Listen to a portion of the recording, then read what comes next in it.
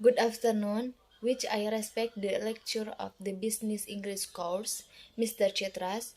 Before I allow introduce myself, my name is Clarissa Septiani, Class Management 21J. Here, I will explain a paper on inflation in Indonesia, sources of course and control. Alright, let's go straight to the first slide.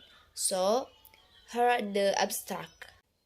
In simple terms, inflation is defined as an increase in price in general and contrast. An increase in the price of one or two goods alone cannot be called inflation unless the increase extend or resulting in a price increase to other goods.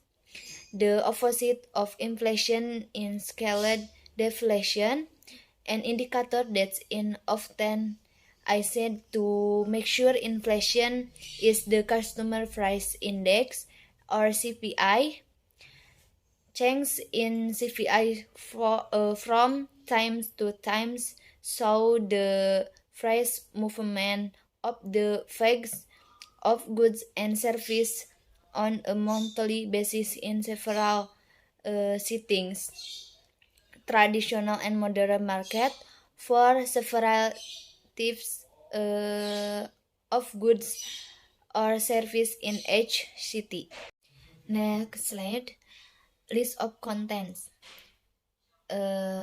First, preliminary, Resch method, discussion, inflation development in Indonesia, sources of inflation in Indonesia, inflation control in Indonesia, conclusion, and bibliography. Next slide, preliminary, the monetary crisis that hit ASEAN's member countries has shattered the economic structure of those countries. Even for Indonesia, the result of the monetary crisis, which the continued into this economy and political crisis, has caused significant damage to the foundation of the national economy. The spike in the price of imported goods has caused the price of almost all goods sold domestic to increase either directly or indirectly, especially for goods that have a high content of imported goods. Also, the income per capita of the population has declined relative quickly, which has resulted in Indonesia being again included in the category of poor countries. This has led to increasingly heavy burden of life for the community, especially those in the lower economy strata. Next, research methods. The research approach used in the study is a qualitative approach. The type of qualitative approach used is descriptive qualitative.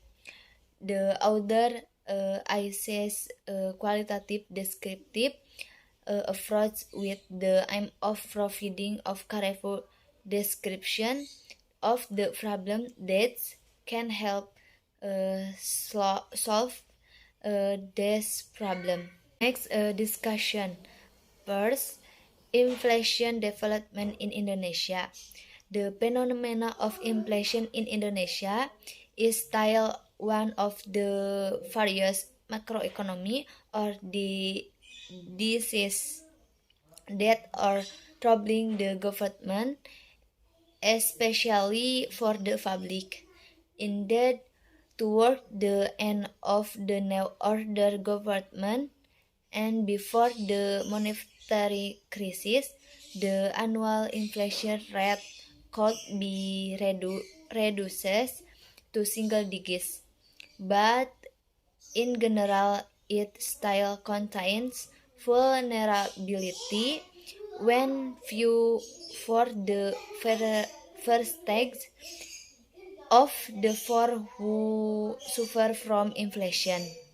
So, it can be said the although the inflation rate in Indonesia include in the highest category, but by looking at the percentage of the lower economy class who suffer from inflation is quite large. It can actually be said the inflation in Indonesia has entered the early stage of hyperinflation. Next, two sources of inflation in Indonesia. Inflation, the increase in production costs that might occur in Indonesia is due to the pressure on the cost of production factor that continues to rise. Inflation caused by rising production costs usually occurs in countries with developing or rapidly growing economic growth, such as in Indonesia, uh, suffered with a fairly low undevelopment rate when examined future. There are several main factors the cause inflation in Indonesia, namely one, money supply. According to the monetary point of view, the money supply, the main factor that is blamed for causing inflation in very country, including Indonesia. In Indonesia, the money supply is mostly translated into raw money concepts. This is because there is still an assumption the quasi money is only part of banking liquid. Since 1976, the percentage of concurrency in circulation has been smaller than the percentage of demand deposit in circulation. This indicating there has been a modernization process in the Indonesia monetary sector. It also indication the increasingly difficult process in controlling the money supply in Indonesia and the increasingly widespread monetization of substances economic activities has consequently led to an tendency to increase the rate of inflation.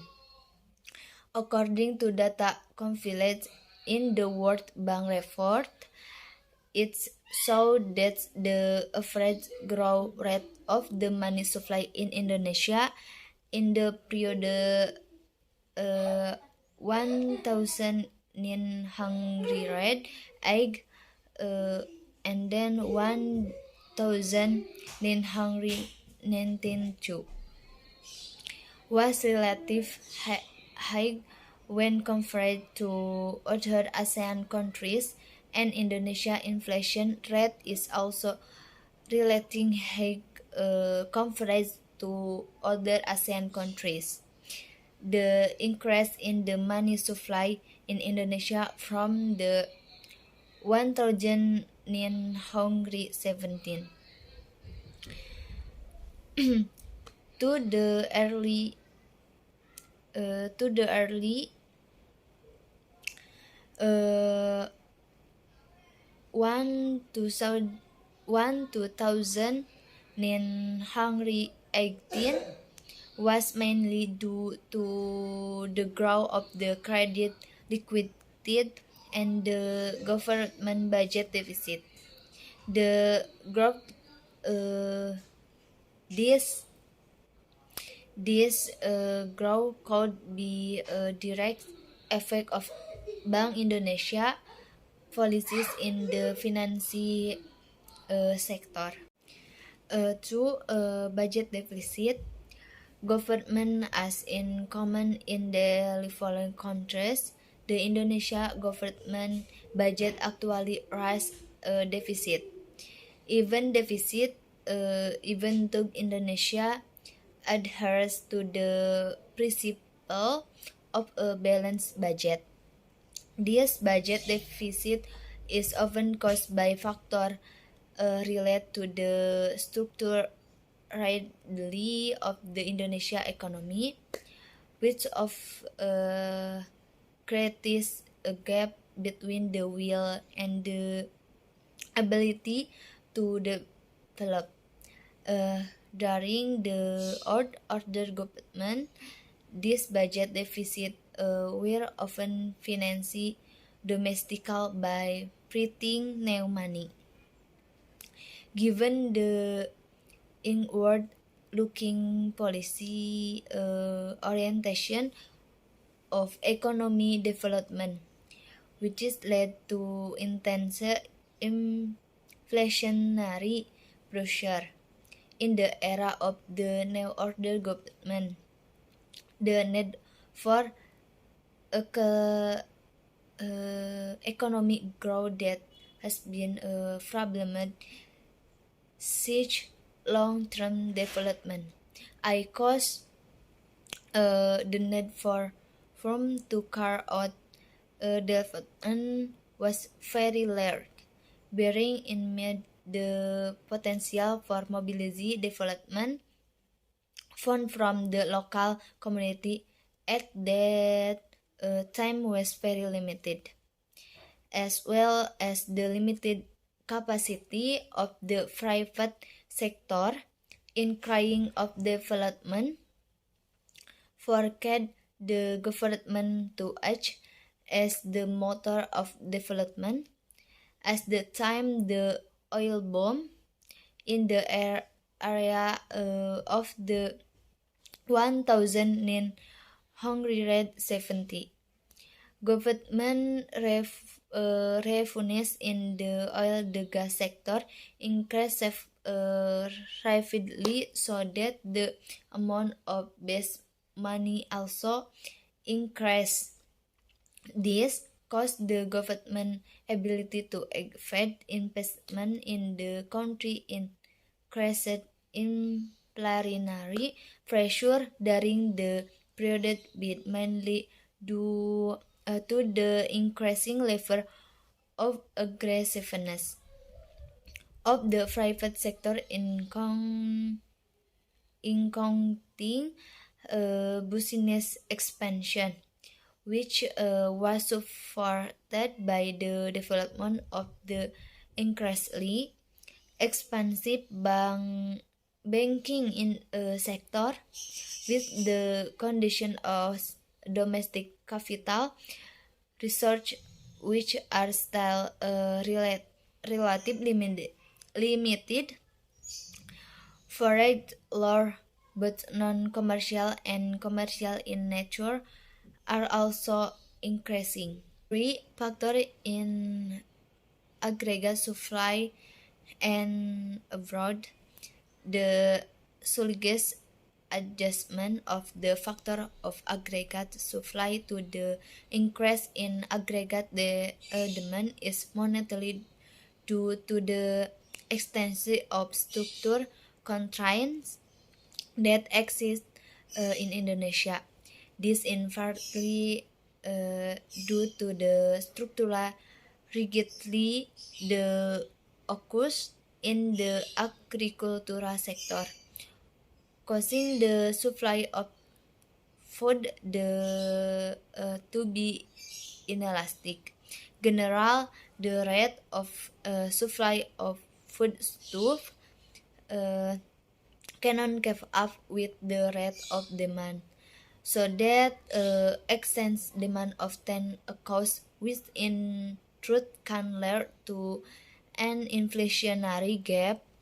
Uh, the emergence of excess demand is caused by the acceleration of population growth that requires food which cannot be matched by the increase in agricultural output, especially food.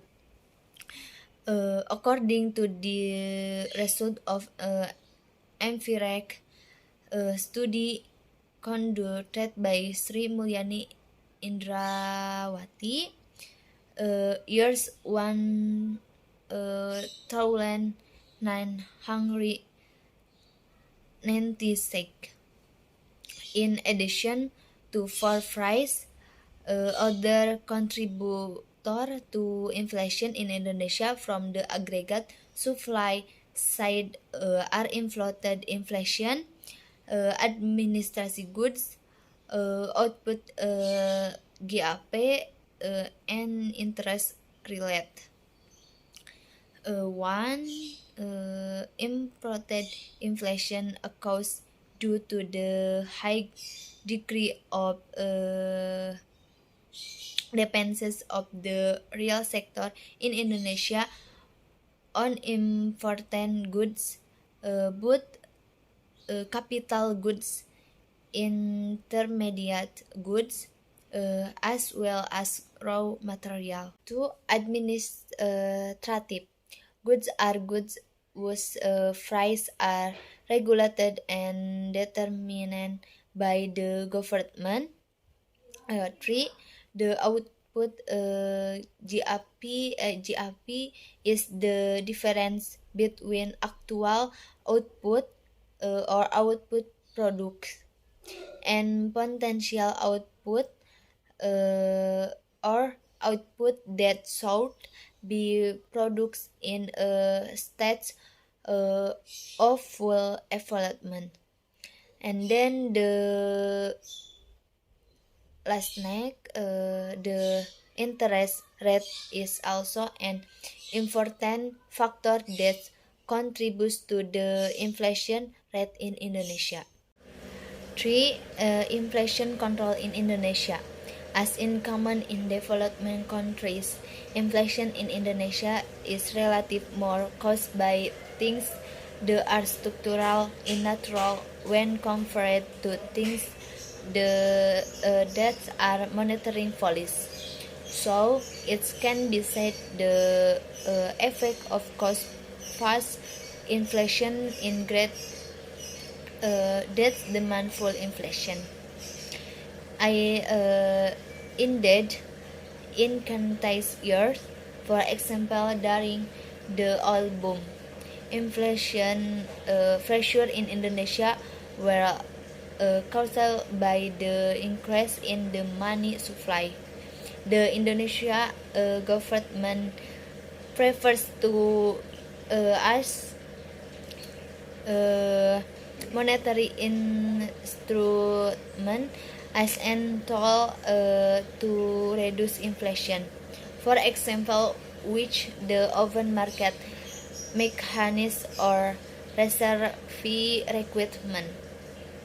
However, it should be remembered that the monetary approach is mostly is to address inflation in the short terms and is best affiliated to countries with advanced economy, not the development countries that still have a structural bottleneck. So, if this monetary approach is used as the main tool in controlling inflation in development countries, it will not be able to solve the problem of inflation in development countries, which are generally long-term in natural. In stabilizing the exchange rate, the Indonesia government tends to fly more monetary instrument to the monetary authority with a big money policy which is expected to not only attract foreign exchange holder to invest their capital in Indonesia to deposit, but also to stability the general price level. Things money policy is implemented by raising the CBI interest rate very high. On the one hand, it will be effective in reducing money supply, but on the hand, in it will increase lending rates for the real sector. As a result, it will cause push inflation due to the interest rate price spiral. By referring to the various obstacles in Indonesia economy development mentioned above, it is necessary to make various efforts to improve it, namely, one, increasing food supply. Increased food supply can be done by paying more attention to development in the agricultural sector, especially the food agricultural subsector. Two, reduce the state budget deficit may be during the economic crisis. Reducing the IPBN deficit cannot be inflation, but in the long term, it is necessary to do so. Three, increases foreign exchange reserves. One, it is necessary to improve the position of the foreign exchange balance or current account, especially in service trade, so as not to continue to have a deficit. Next, effort are made to reduce the dependence of the domestic industry on foreign goods. Next, changing the nature of the industry from being improved substation to one that is more export promoting, so that there will be efficiently in the freight sector and increase net export. Next, build an industry capable of products high added value and containing relatively high local components. 4. Improve aggregate supply side capacity. 1. Reduce the output GAV by improving the quality of labor resources, modernizing product technology, and development the national manufacturing industry so that its performance can improve. Next, facilitate the distribution of national goods so that there is no gap in supply, the demand, and the regional level.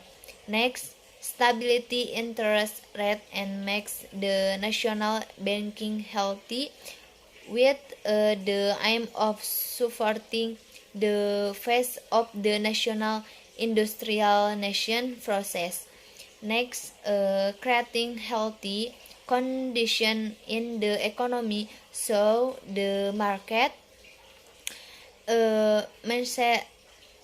makes harness can ward poverty and reduce or even eliminate all form of factor that can cause market distortion.